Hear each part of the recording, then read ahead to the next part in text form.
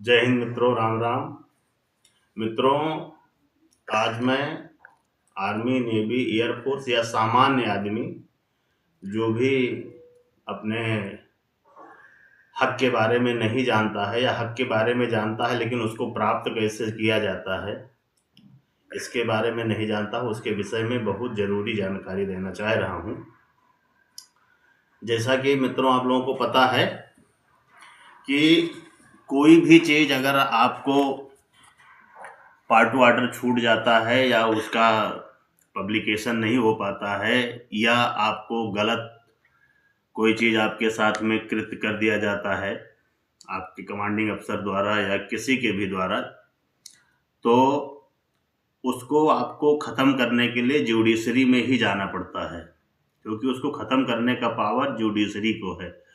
मतलब कुछ भी एक्टिविटी होती है तो उसकी न्यायिक जांच या जुडिशरी होना ज़रूरी होता है, तभी वो माना जाता है।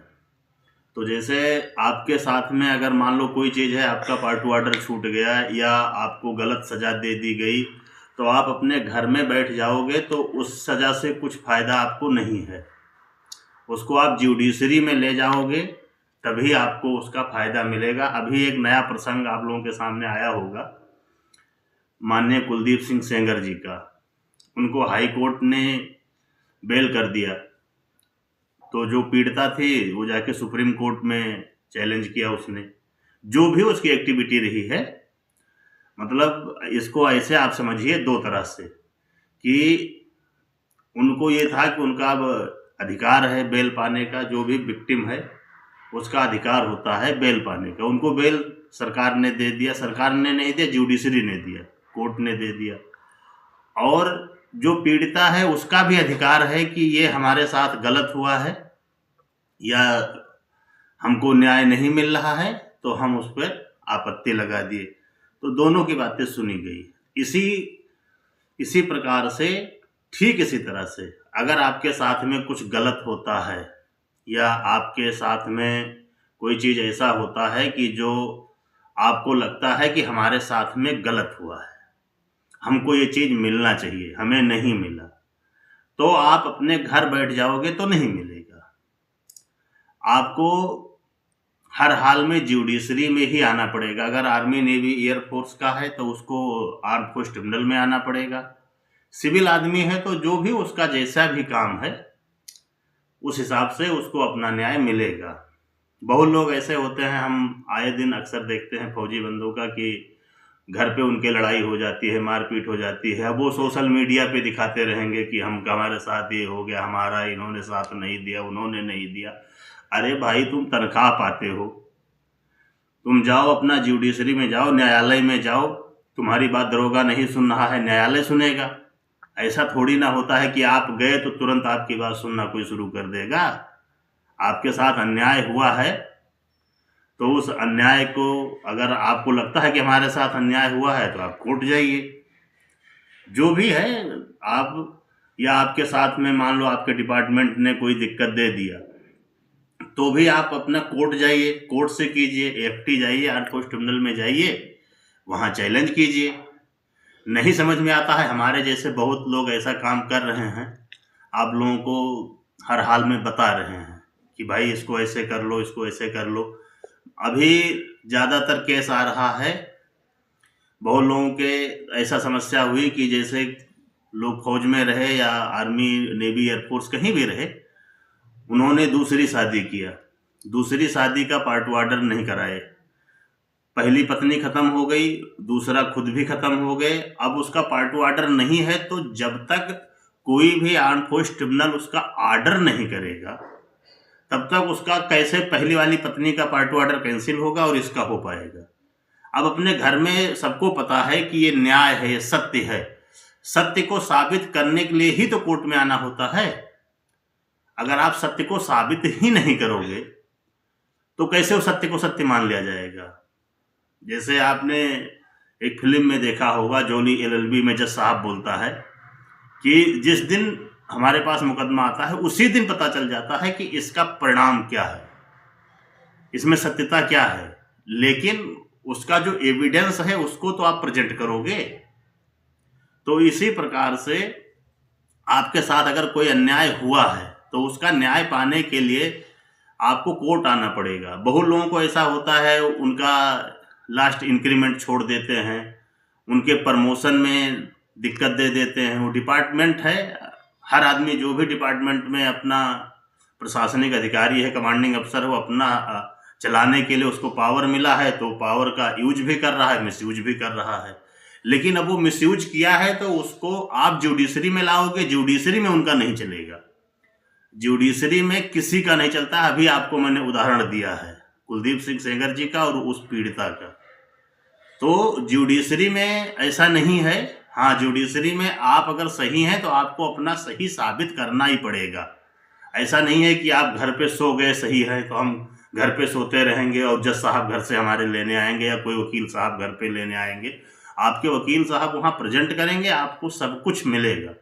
लेकिन मिलेगा जब जब आप उसके लिए खुद जागृत होंगे, खुद एक्टिव होंगे। ऐसे बहुत लोगों का गांव में झगड़ा लड़ाई हो गया या शहर में हो गया, उनका प्लाट कब्जा हो गया, उन्होंने प्लाट लिया, पैसा ही ले लिया, तो वो लोग क्या करते हैं, वीडियो बनाते हैं, फलाना करते हैं। अरे वीडियो से थोड़ी ना जुडिशरी मिलेगी आपको। आप जाइए जुडिशरी में कंप्लेंट कीजिए, देखिए कैसे नहीं होता है। हम तो नहीं जानते, हमारा कोई लेके दिखा दे। जो मैं आपको बता रहा हूँ ये मेरे ऊपर भी हुआ होगा, लेकिन हम लड़ना जानते थे तभी आप लोगों को आज हम बता पा रहे हैं। अगर हम खुद ही नहीं जानते होते तो आपको नहीं बता सकते थे, बाकी किसी को इसमें कुछ भी लगे। अतः आप लोगों से यही कह रहा हूं कि अगर आपका कोई भी हक है या कोई आपके साथ अन्याय है, कोई आपका हक मार लिया है या किसी ने आपके साथ अन्याय किया है, तो उसको जुडिशरी में लेके जाइए, न्यायालय में ले जाइए और उसको वहीं से डंडा दीजिए। हाँ, खर्चा लगेगा, न्यायालय में जाओगे तो खर्चा लगेगा। तो या तो आपके पास बिल्कुल ही नहीं हो, तब आप कह दें कि यार हम न्यायालय नहीं जा सकते हैं, तो वहाँ फ्री ऑफ कॉस्ट भी आपका काम हो जाएगा। अगर आपके पास कुछ भी नहीं है तो आपको सरकार की तरफ से भी सरकारी वकील प्रोवाइड होगा, लेकिन जाना पड़ेगा, क्योंकि इस देश का संविधान ये कहता है कि किसी भी आदमी के साथ में अन्याय नहीं होना चाहिए। लेकिन जिसको भी पावर मिलता है उस पावर का गलत इस्तेमाल कर देता है, तो जो उसके नीचे वाला है उसके साथ अन्याय हो जाता है। अब वो पावर मिलता है कि आदमी सही से काम करे, तो उस पावर का आदमी नाजायज इस्तेमाल कर देता है। तो जो भी अधिकारी होते हैं वो गलत अगर कर देते हैं आपके साथ में, तो उस जज साहब से बड़ा या कोर्ट से बड़ा तो कोई नहीं है। उसमें जज साहब मत कहिए, कोर्ट कहिए। कोर्ट से बड़ा तो कोई नहीं। अगर कोर्ट ने उसको सही जांच पड़ताल किया और आप सही पाए गए तो आपके फेवर में न्याय होगा। ऐसा नहीं है कि आपके फेवर में नहीं आएगा।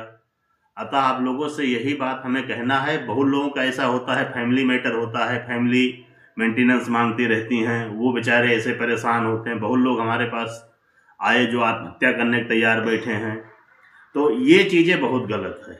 बहुत लोग हैं वो अपने डिपार्टमेंट में इतना तनाव में आ जाते हैं, खुद आत्महत्या कर लेते हैं। अरे क्यों कर रहे हो भाई, आत्महत्या क्यों कर रहे हो? हम कह रहे हैं नहीं है, ठीक है, आपका अधिकारी आपको परेशान कर रहा है, कोई बात नहीं, एक एप्लीकेशन दीजिए और उससे बड़े अथॉरिटी में जाके रिपोर्ट कर दीजिए। वो भी नहीं हो पाता है, मेरा नंबर है 7317755238। हमारे पास फ़ोन कीजिए, हम बता देंगे कहाँ जाके रिपोर्ट करना है, जाइए वहाँ रिपोर्ट कर दीजिए। अभी एक RTGCO साहब थे जिसको धर्मगुरु भी बोलते हैं, उनके कमांडिंग अफसर उनको बहुत परेशान कर रहे थे। उन्होंने बोला हो सकता है हमको जान से मार दें, फील्ड में मेरी बटालियन है। मैंने उनको बोला ठीक है, आप स्टेशन हेडक्वार्टर में रिपोर्ट कर दीजिए, कौन मना कर रहा है, जाइए एक पर्सनल एप्लीकेशन लिखिए और रिपोर्ट कर दीजिए। उन्होंने जाके वहाँ रिपोर्ट कर दिया। अब व्यक्तिगत उसको मैं ज़्यादा नहीं ओपन करना चाह रहा हूँ, लेकिन ऐसा नहीं है कि जो हमें परेशान कर रहा है उसी के अधीन नौकरी करूँ, नहीं तो जान दे दूँ। कोई कुछ नहीं कर सकता है। इस देश का संविधान या इस देश का कानून आपके संरक्षण के लिए बना है। तो ऐसा कोई भी गलत कदम मत उठाओ। आत्महत्या करना जैसे गलत कदम तो बिल्कुल ही नहीं उठाना है। कोई भी कुछ करता है तो आप हमारा नंबर एक बार दोबारा आप देख लीजिए, 7317755238, यक्ष नायक सुरेंद्र कुमार तिवारी।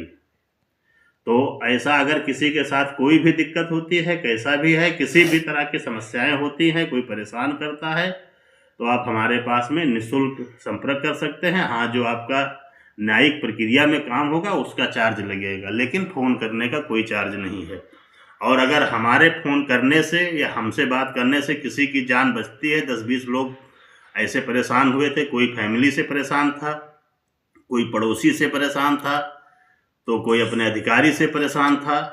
जीवन है तो परेशानियां आती हैं, तो हम भी परेशान रहे होंगे, हम भी अपनी सूझबूझ से काम लिए होंगे। ऐसे ही लोग परेशान होते हैं, तो अगर परेशान होते हो तो कॉल करो, हम रास्ता बताएंगे आपको।